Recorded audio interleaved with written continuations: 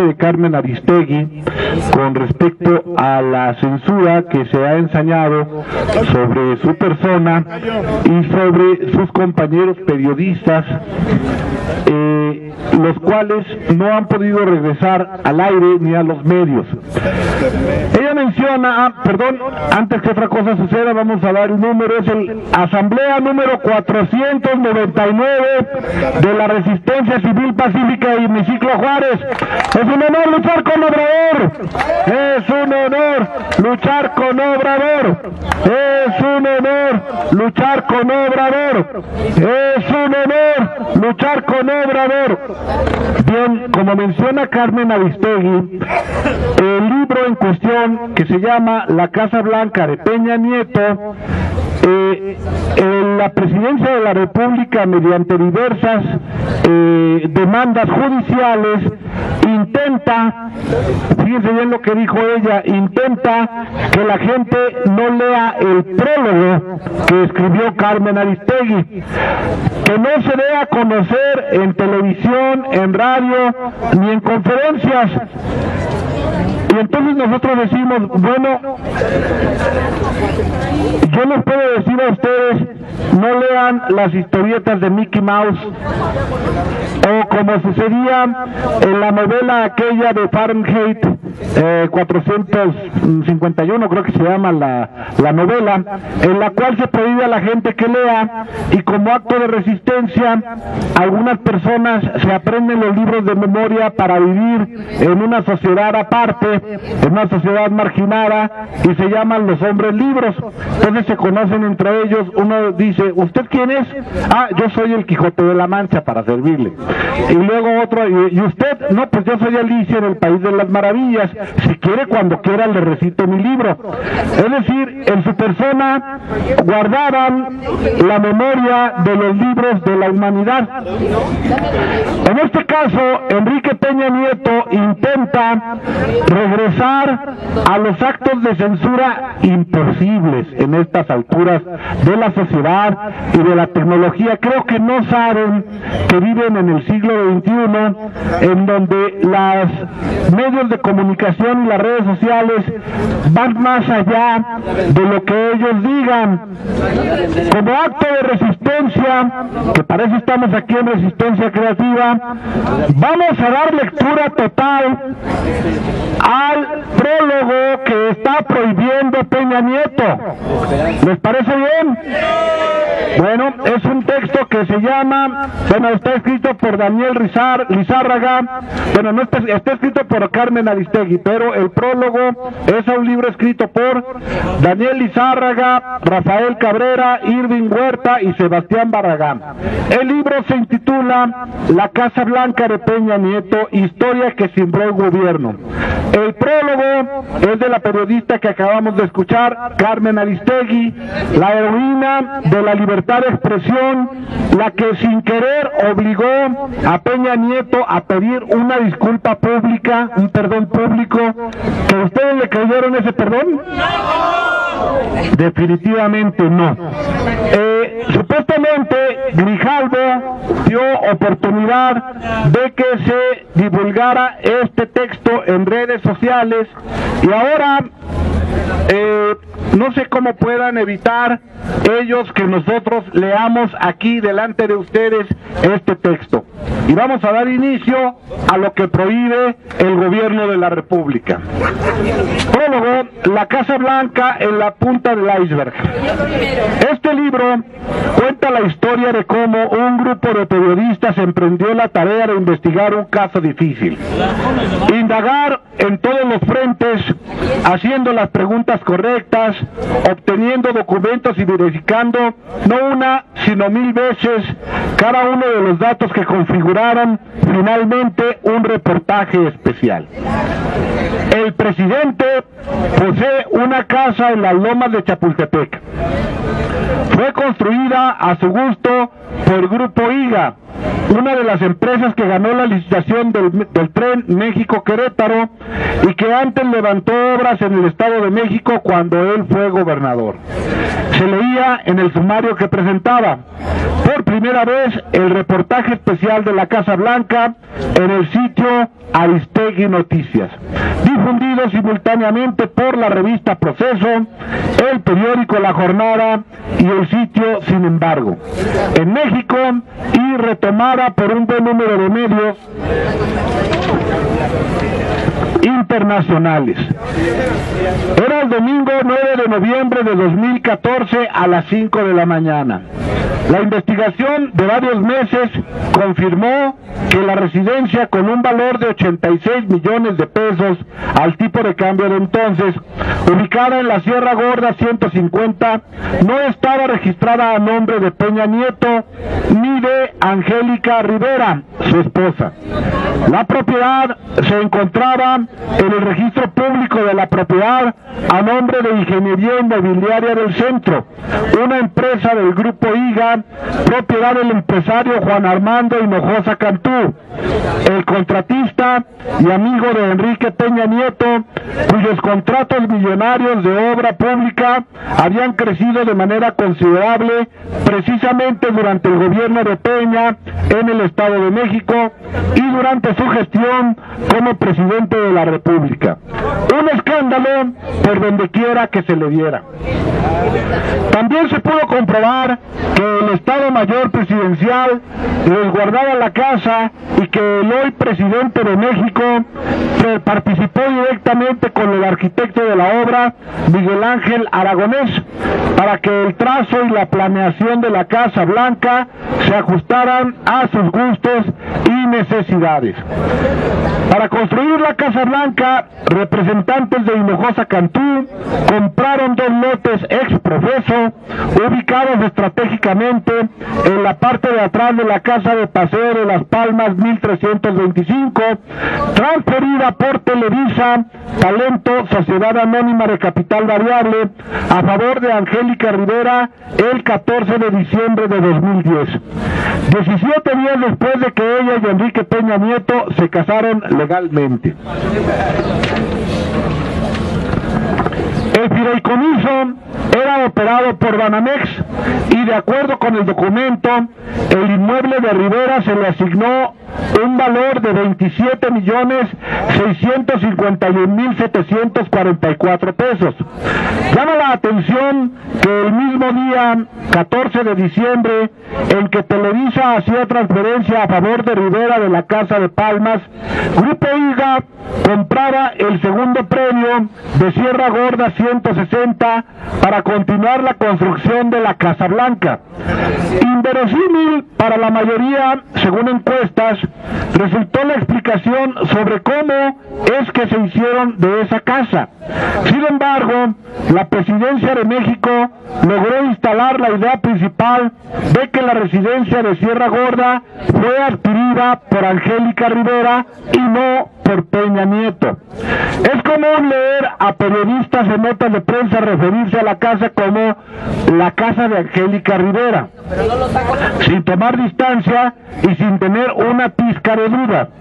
Dato curioso que despierta suspicacia es que la mansión de Palmas que le transfirió Televisa a La Gaviota y la Casa Blanca del Grupo IGA en Sierra Gorda están conectadas por un pequeño pasillo. 2 mansiones, una a espaldas de la otra, comunicadas pero a la vez independientes. Es algo que no deja de ser sugerente. ¿Para quién realmente se construyó la Casa Blanca? La primera reacción de Peña Nieto ante la publicación del reportaje fue de disgusto. Trató de minimizar su contenido. En una primera declaración en medio de un viaje a China dijo que la información tenía imprecisiones. Nunca dijo a qué se refería y tampoco volvió a referirse así al tema. El reportaje era por demás contundente.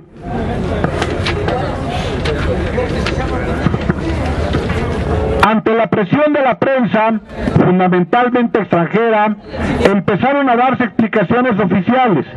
El entonces vocero de Peña Nieto fue el primero en salir a los medios. A todas luces insuficientes sus declaraciones frente al tamaño de la crisis, se decidió que fuera ella, Angélica Rivera, y no el presidente quien llevara el costo mayor de ofrecer explicaciones, como se sabe. El efecto que tuvo su mensaje grabado fue contraproducente para la actriz, un golpe mortal para su imagen. Todos la vimos allí asumir en la citación y decir que Televisa le había pagado quién sabe cuántos miles de millones de pesos, y los actores gringos decían, órale, hay que trabajar en Televisa, ahí pagan mejor que en Hollywood. El enojo del presidente por ser exhibido en el reportaje de la Casa Blanca es algo que, a diferencia de lo que él recomienda a los padres de Ayotzinapa, no ha podido superar. La Casa Blanca de Enrique Peña Nieto es el reportaje que trastocó por su contenido y enlace las entrañas de un gobierno y forma parte de una larga lista de factores que han provocado la caída en picada de la imagen y confianza de la figura presidencial. El reportaje causó polémica, indignó a una sociedad agraviada y mostró cuán endebles y sometidos pueden estar en México los sistemas de justicia y rendición de cuentas, y cuán dócil y sumisa puede ser una empresa de comunicación frente a presiones políticas, mandatos de aniquilación y censura contra periodistas independientes. Daniel Lizárraga, Rafael Cabrera, Sebastián Barragán e Irving Huerta, integrantes de la Unidad de Investigaciones Especiales creada para la primera emisión de Noticias MBS, desmenuzan en este libro la manera en que se fue desarrollando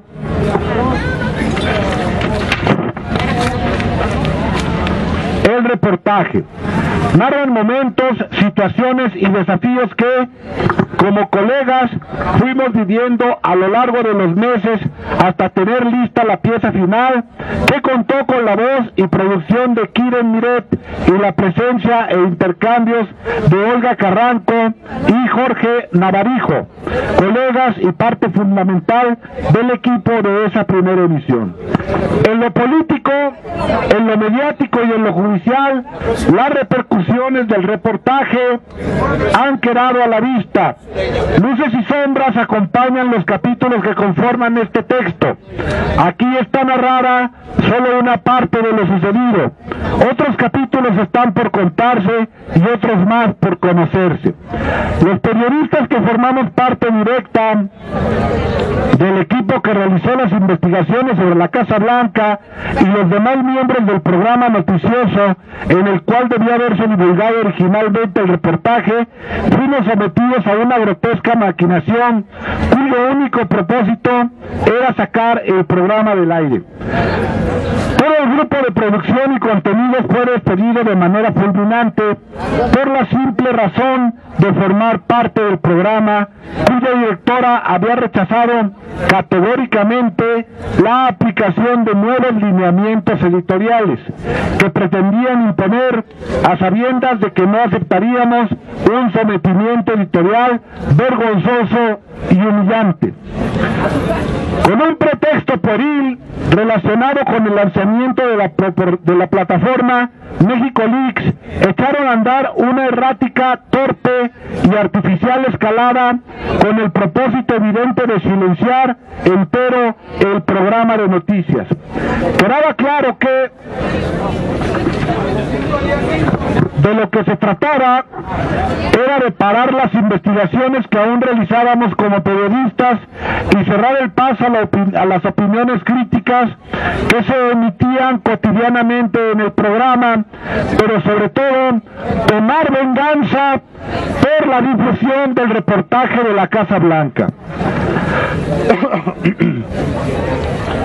La imposición de esos lineamientos fue un lance final, antes de dar por terminado de manera unilateral y por lo tanto ilegal el contrato vigente que se había firmado para garantizar que no ocurrieran cosas como las que estaban sucediendo. Tardaron 4 meses desde que se difundió el reportaje de la Casa Blanca para fabricar una rendija desde la cual echaron a andar el golpe de censura y silenciamiento. No pudieron hacerlo antes, no solo porque hubiera resultado demasiado obvio, sino porque no había causa legal y verdadera que les permitiera de inmediato dar por terminado ese contrato con cuyo soporte legal se dirigía con libertad editorial esa emisión noticiosa. Esperaron a que la fecha del golpe coincidiera con un puente de asueto y en vísperas de vacaciones de Semana Santa. El típico cálculo al que están acostumbrados los que actúan desde la oscuridad y de espaldas a los ciudadanos. El asunto, desde el principio, arrojaba un maloliente tufillo dinosaurico. Era tan absurdo y desasiado lo que hacían que MBS empezó a caer en desfiguros y contradicciones. A dicha empresa, hasta ese momento de las más respetadas en el mundo de las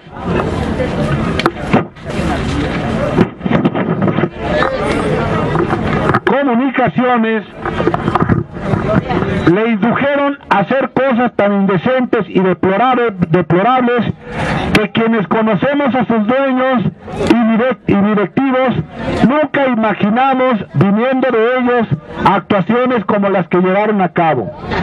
Personalmente lamento el derrumbe moral de Joaquín Vargas.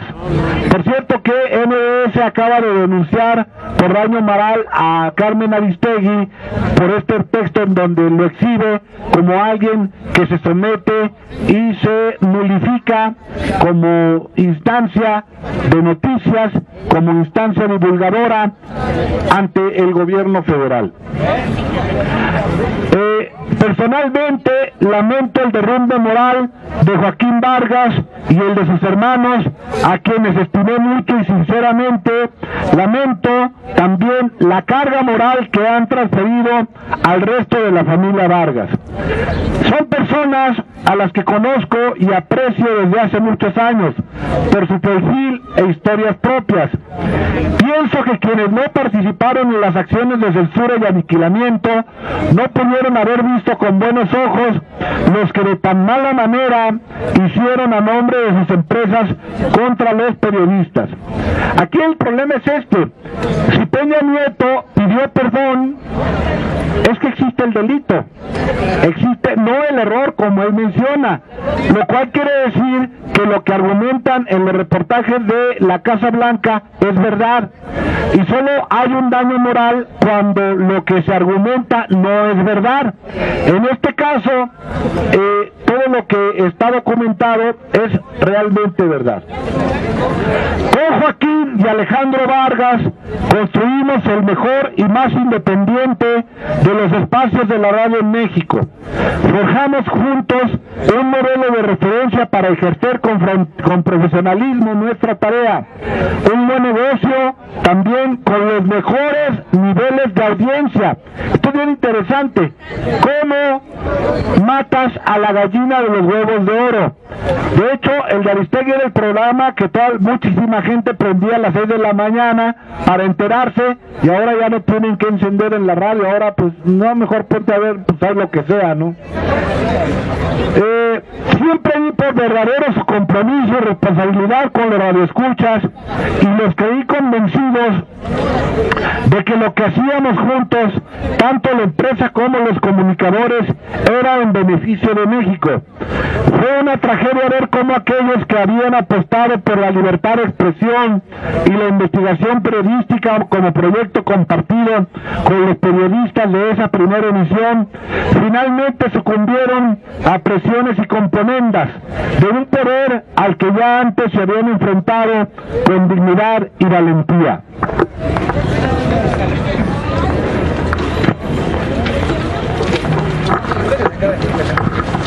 Imposible no recordar a Joaquín Vargas, que en agosto de 2012 denunciaba las presiones para que me disculpara con Calderón por una pregunta que formulé sobre el presunto alcoholismo del mandatario. De manera inédita, el presidente de MBS presentó conversaciones donde la presidencia lo presionaba para que la periodista hiciera lo que ella no estaba dispuesta a hacer. Vargas exhibió cómo se le impuso esa condición a cambio de no frenar la negociación para obtener permisos de explotación de la banda ancha y comercializar Internet con alta velocidad. Negocios multimillonarios estaban en juego.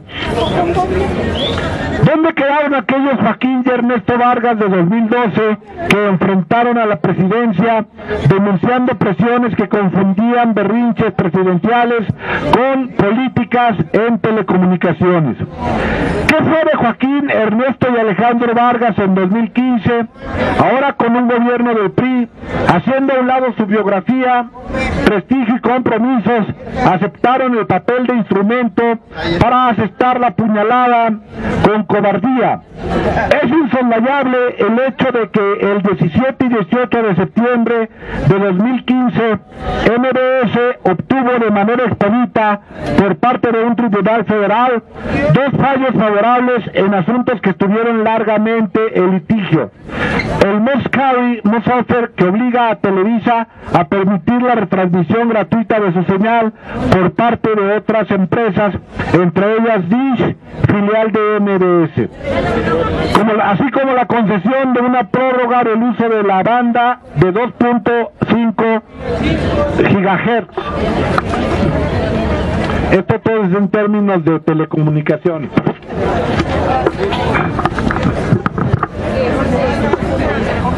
La relación que establecí con MBS desde 2009 no fue de carácter laboral, por eso no me podían correr, pues mi vínculo con ellos no dependía de un contrato laboral. Cuando sucedieron las cosas, no era empleada de MBS, sino una profesional independiente cuya relación legal era de otra naturaleza. Ella era una profesional que trabajaba, como muchos, de manera más libre con un contrato. En realidad si concedemos que el contrato sigue vigente hasta diciembre del 2015, ese vínculo tiene también carácter asociativo. Mis ingresos quedaron ligados al volumen de ingresos que MBS obtuviera por comercialización durante las 4 horas del programa matutino. Dicha responsabilidad corrió a cargo de MBS. Una parte fundamental del Código de Ética indica que no deben mezclarse contenidos editoriales con estrategias comerciales. Los contenidos y los mensajes publicitarios tuvieron sus espacios delimitados. Así se implantó una maquinaria para crear un conflicto artificial que escalara gradualmente para que los periodistas nos fuéramos por nuestro propio pie. Era tan obvio lo que hacían que decidimos quedarnos. Teníamos que defender el espacio ganado con las audiencias, hacer valer nuestros derechos y exigir que se respetaran las obligaciones contractuales. Fue Joaquín Vargas Guajardo con quien negocié y acordé en 2009 los términos de un contrato civil de avanzada.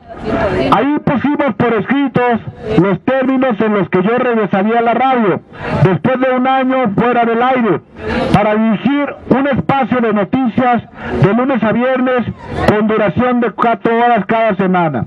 A su vez, MBS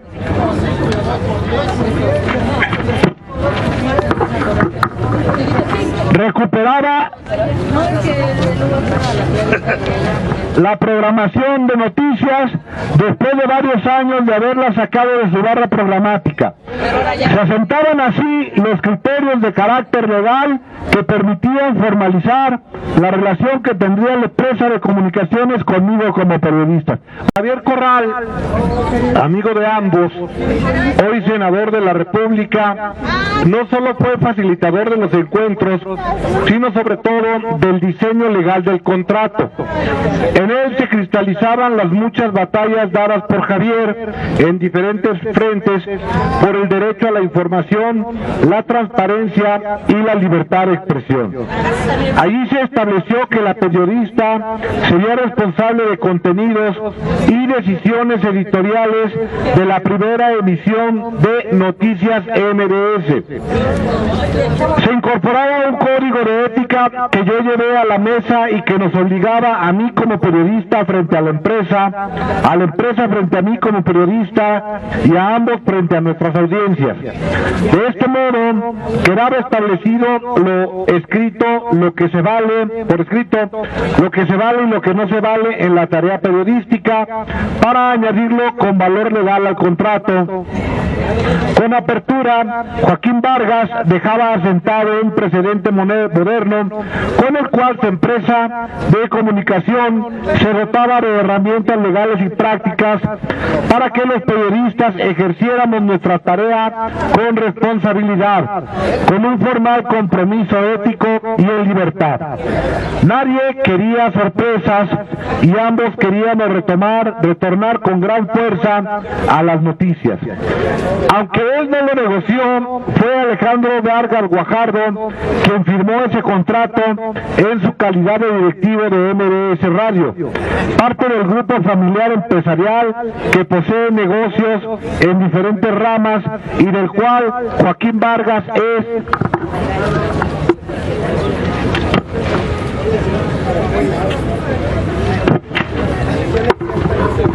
la cabeza principal hasta antes de los funestos hechos que aquí narro.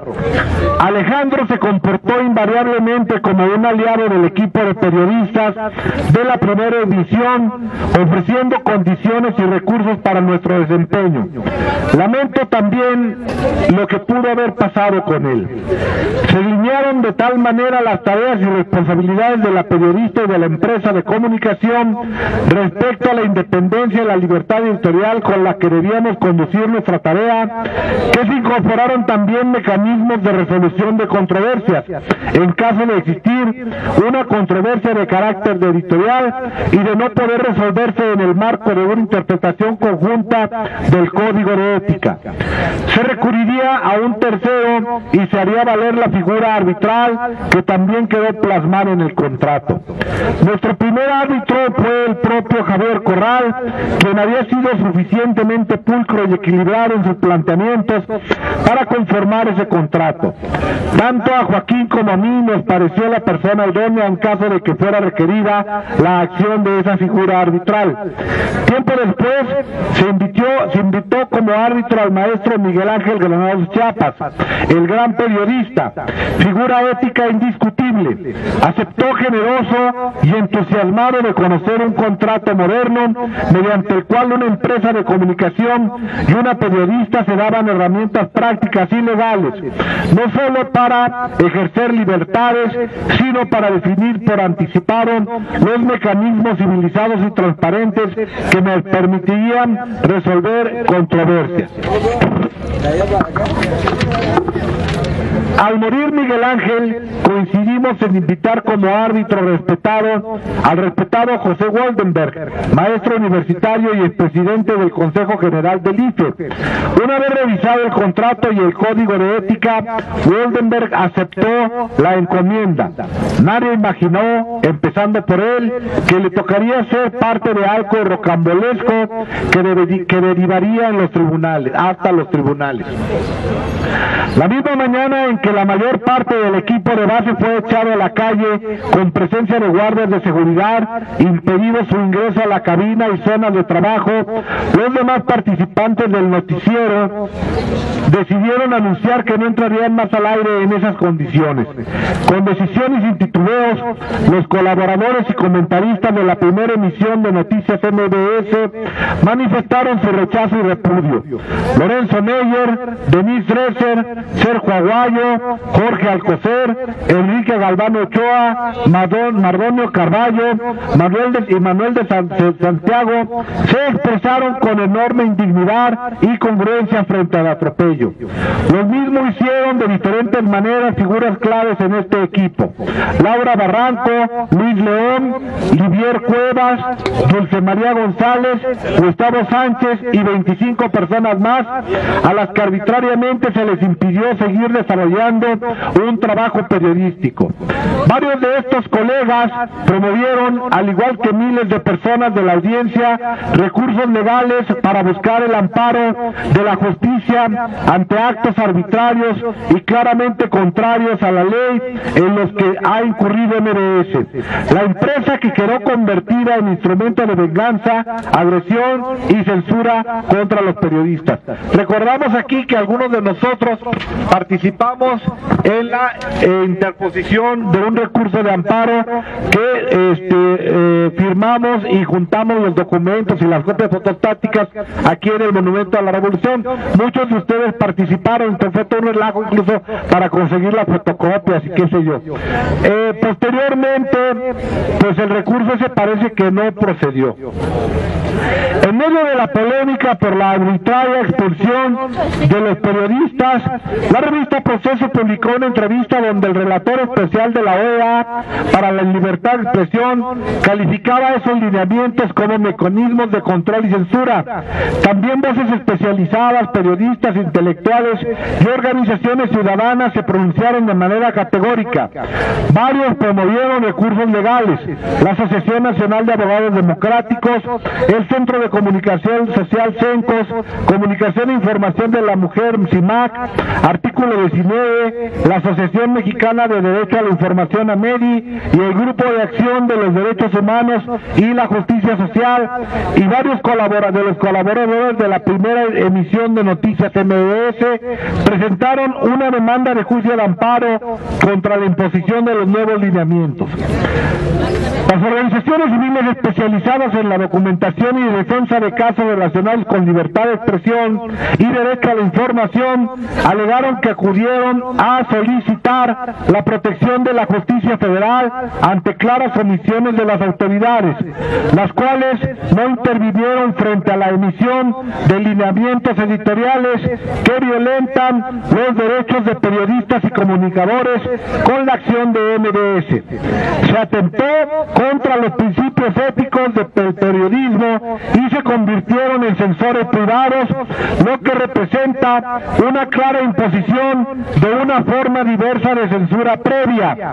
Esto de la censura previa es que antes de que hagas algo al aire, antes de que saquen algo al aire, primero revisan y luego dicen sale o no sale. Por su parte, quienes se unieron a ese recurso como parte del equipo del noticiero alegaron que las autoridades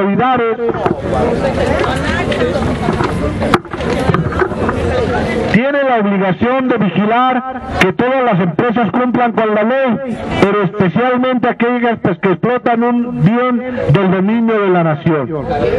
En el recurso de amparo que promoví se le pide a la justicia de lo que los particulares MBS, en este caso, sean considerados no como particulares sino como autoridad. MBS cometió acciones contrarias a la ley y los derechos fundamentales de periodistas de audiencia en su calidad de representante del Estado, dado que detentan y administran legalmente un bien del dominio de la nación. Más recursos de amparo fueron promovidos y se está a la espera de resoluciones. Abogados como David Peña, Carla Michelle Salas, Salas, Margarita Griesbach, Luis Pérez de Hacha y otros se pusieron al servicio de una gran batalla de nuestras libertades y derechos fundamentales. El papel de la justicia ante estos recursos que buscan amparo para ciudadanos y periodistas es algo que todavía está en curso y merece un capítulo aparte. MBS está en falta legal por el incumplimiento de un contrato que hoy pretenden dar por terminado por medio de una demanda mercantil sacada de la chistera, agresiva, infundada y mentirosa. Esa demanda en mi contra alega, entre otras cosas, que el uso de contenidos transmitidos durante mi programa, recuperados a través de notas redactadas y acompañadas con el crédito de nuestra emisión en MBS por sitio de Aristegui Noticias, les ha causado inimaginables daños y perjuicios.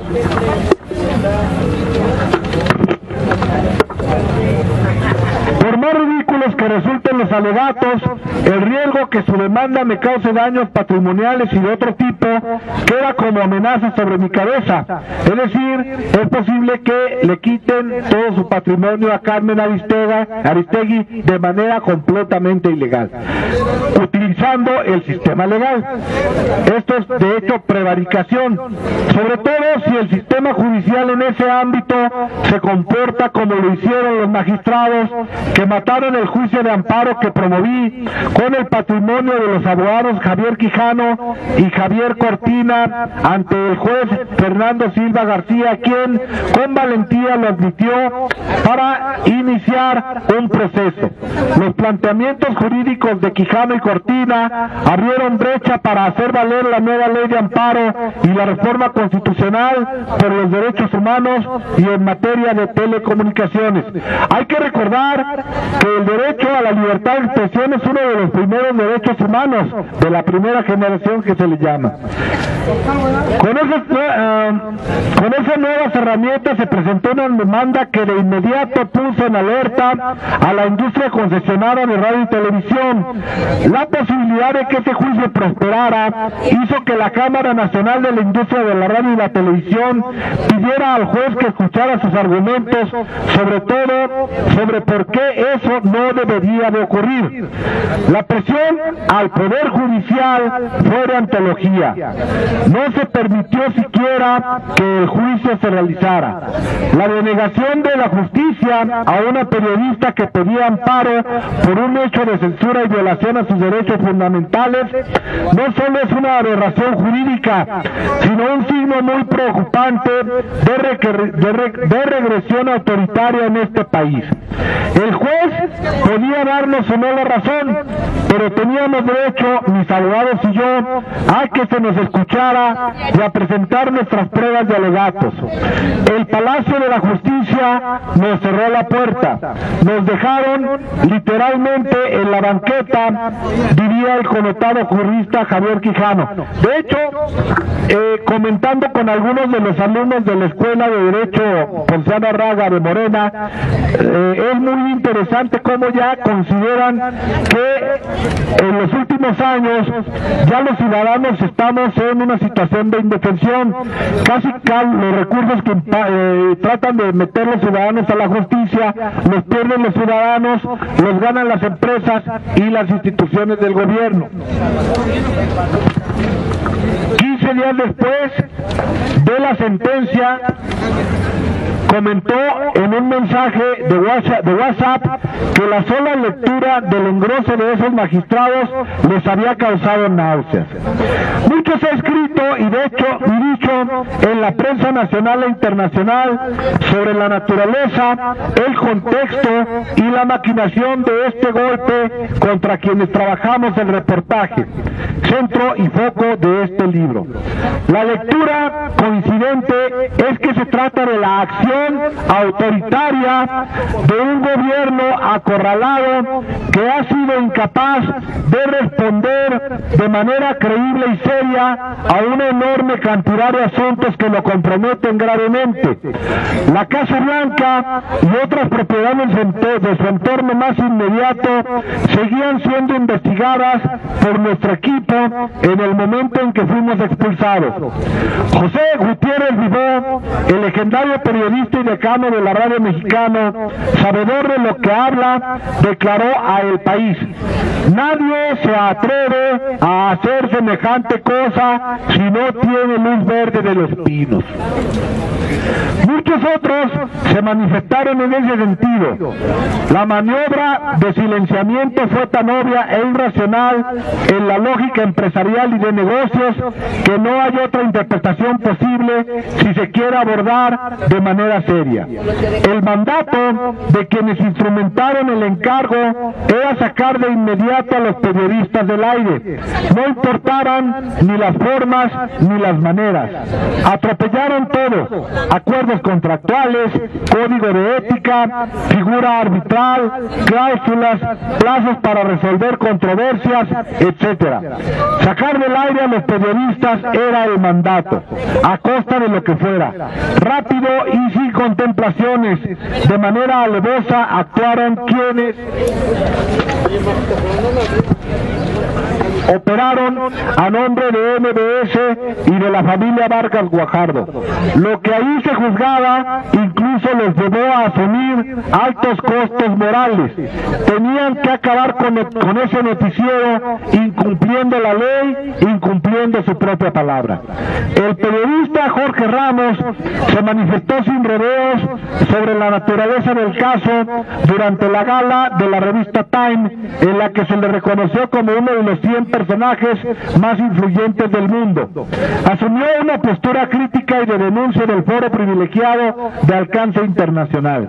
El conductor estrella de Univisión dedicó parte de su discurso esa noche a un grupo de periodistas mexicanos que han denunciado la corrupción y los niveles más altos del gobierno mexicano. Esto es lo que está pasando, dijo el mexicano. El presidente Enrique Peña Nieto y su esposa Angélica Rivera y un ministro compraron casas a contratistas del gobierno y después de eso estas compañías obtuvieron millones de dólares del gobierno. En cualquier país con un poco de Estado de Derecho, el presidente hubiera sido forzado a renunciar. Adivinen qué pasó. El presidente de México no renunció y los periodistas que denunciaron la corrupción fueron despedidos. Eso no es salvar a México. Ramos miró a la cámara y lanzó en español, frente a la audiencia en inglés, un mensaje directo y claro contra la censura y la corrupción en México. Señor Peña Nieto, comprar casas de contratistas y luego darles millones de dólares en contratos, eso es corrupción. Por eso tanta gente quiere su renuncia y no nos vamos a callar. Soltó en una postura solidaria con los periodistas de la Casa Blanca. En este libro, Lizárraga, Cabrera, Huerta y Barragán comparten algunos pasajes sobre la génesis, el desarrollo y desenlaces relacionados con ese reportaje especial. Todo empezó con algo muy sencillo, pero también muy poderoso. El piquete de curiosidad que provocó en Rafael Cabrera la exhibición de una revista en un anaquel de supermercado que llevaba como portada la imagen de la actriz Angélica Rivera, esposa del presidente de la República. Habituada a las cámaras y a la escena pública, la actriz de televisión, a quien ya se le conocía como La Gaviota, era mostrada en grandes fotos al interior de una residencia espectacular. Rivera confió a la revista que el matrimonio ya había hablado con los muchachos para dejar claro que Los Pinos era algo prestado, es decir, la residencia oficial de Los Pinos, y que el hogar donde vivirían se encontraba precisamente en esa casa de grandes paredes blancas. Reportero de compras sigue siendo reportero. Cabrera manera compró la revista en el supermercado y empezó a hacerse preguntas. Probablemente las que los lectores de la revista Hola se estarían haciendo también al ver esas fotos y leer esa entrevista. ¿De qué manera se hizo de esa casa la familia Peña Nieto Rivera? Los ingresos como servidor público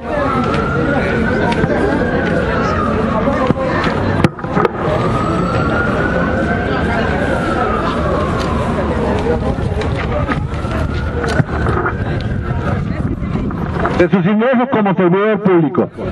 Este libro tiene el propósito de contar la historia de cómo un grupo de periodistas emprendió la tarea de investigar un caso difícil, indagando en todos los frentes, haciendo las preguntas correctas, obteniendo documentos y verificando no una, sino 1000 veces cada uno de los datos que configuraron finalmente un reportaje especial. La investigación trastocó las entrañas del gobierno y forma parte de una larga lista de factores que han provocado la caída de confianza en la figura presidencial.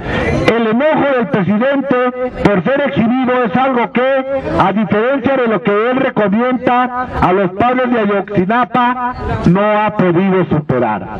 Recuerden ustedes que Peña Nieto en un momento dado les dijo a los padres de Ayotzinapa algo así como que ya no estén dando lata, ya superen eso, ya se murieron sus hijos, no estén dando lata, ya supérenlo. Igual Carmen Aristegui le está diciendo a Peña Nieto, pues ya supéralo, ya te exhibimos, ya sabemos que eres corrupto, ya sabemos que debes de renunciar, supéralo y no estés dando lata. ¿Por qué? Porque el pueblo te está señalando como corrupto y todos lo sabemos. Desde el momento en que anduvo comprando votos, todos sabemos que es corrupto. Y continúa nada más el último párrafo que menciona, esto ya no es de Aristegui, aquí se termina lo que escribió Aristegui y lo que está prohibido que ustedes hayan escuchado ya se terminó.